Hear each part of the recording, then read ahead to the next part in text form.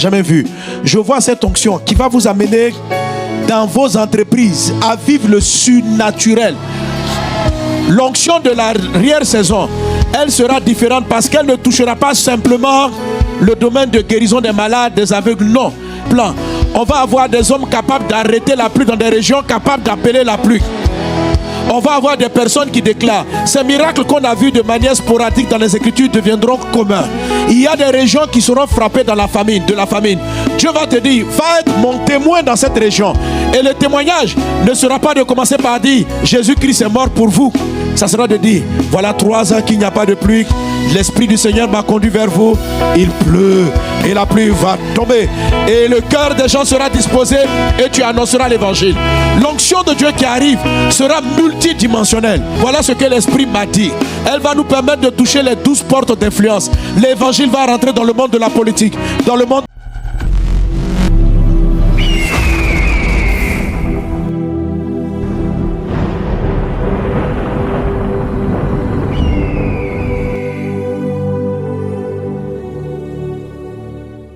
Parce que l'église, l'onction qui arrive, elle va nécessiter une sagesse divine hors du commun. Amen. L'application des dons a besoin de la sagesse divine. La gestion des dons a besoin de la sagesse divine. Sinon, le don est gaspillé. Le don est dispersé.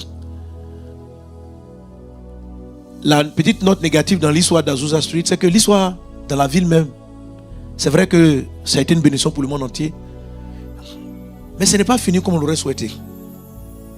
L'église à la fin avait une vingtaine, une cinquantaine de personnes. Il y a eu beaucoup de divisions. L'onction, il y a des choses en eux qui n'ont pas laissé le Saint-Esprit travailler, tel que le caractère. Donc, pourquoi c'est un noir qui est le chef du mouvement? C'est revenu.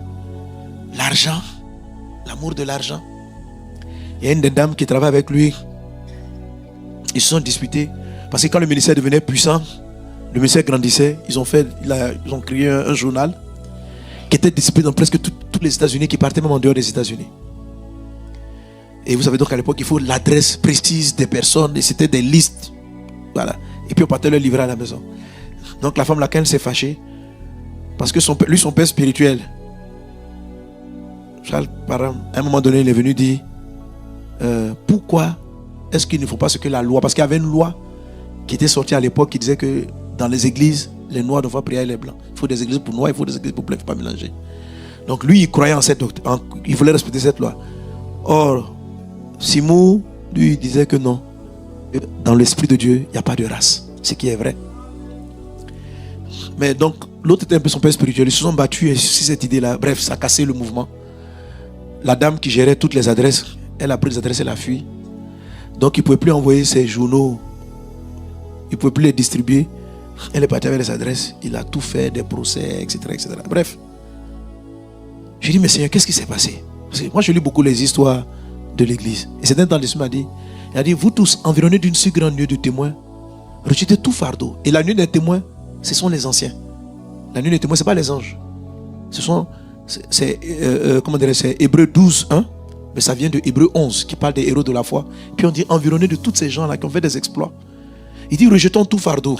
C'est-à-dire, il est important quand même d'observer leur histoire et puis de savoir tirer les leçons. Parce qu'il dit encore en Hébreux chapitre 13, il dit,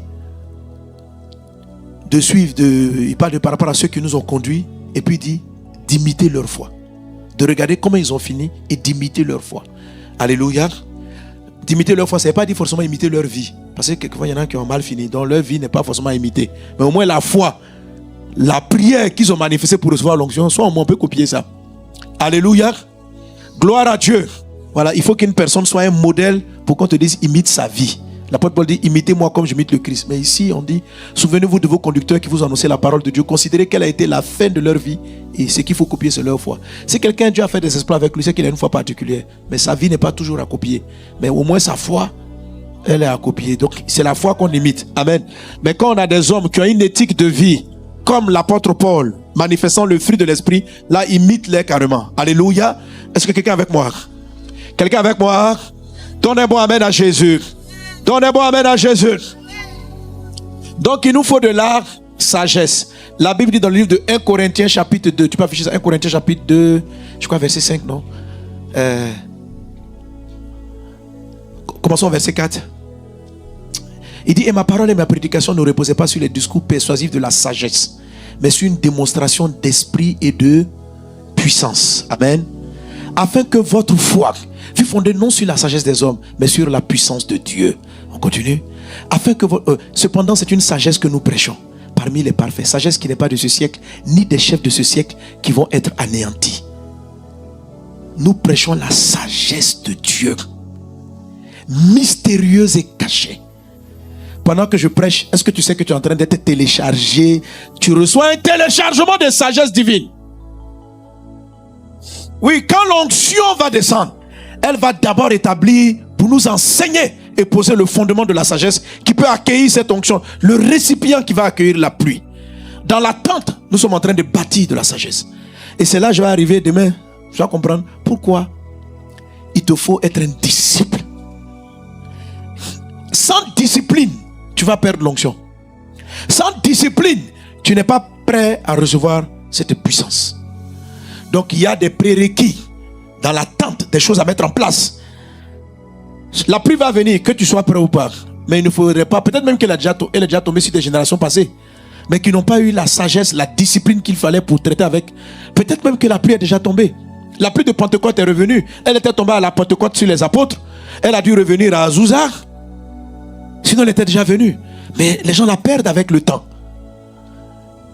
Alors, nous sommes encore une génération qui aspire après la pluie de l'arrière-saison. Peut-être qu'elle est déjà venue, je ne sais pas. Mais ce qui est sûr, cette fois-ci, dis un moment, cette fois-ci, par la grâce de Dieu, nous la recevrons et nous saurons courir avec. Amen. Je vous assure, laissez-moi prophétiser. Je vais prophétiser, je vais annoncer des choses, mais il faut être prêt. Et amen. Donc, le vase, la réserve qui va garder la flamme allumée, c'est de la sagesse. Il dit, les vierges folles ont laissé éteindre leur lampe. Le Saint-Esprit n'a pas prospéré à cause d'un déficit de sagesse, pas à cause d'un déficit de sainteté, pas à cause d'un déficit de crainte de Dieu, mais à cause d'un déficit de sagesse. La sagesse peut faire que tu peux aller parler là où tu ne dois pas parler, et on va te persécuter d'une manière que tu ne vas pas comprendre.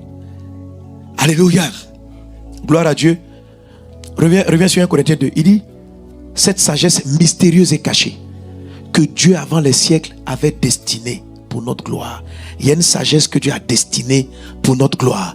Alléluia. On continue verset d'après. Sagesse qu'aucun chef de siècle n'a connue, car s'il l'eût connu, il n'aurait pas crucifié le Seigneur de gloire. Avançons.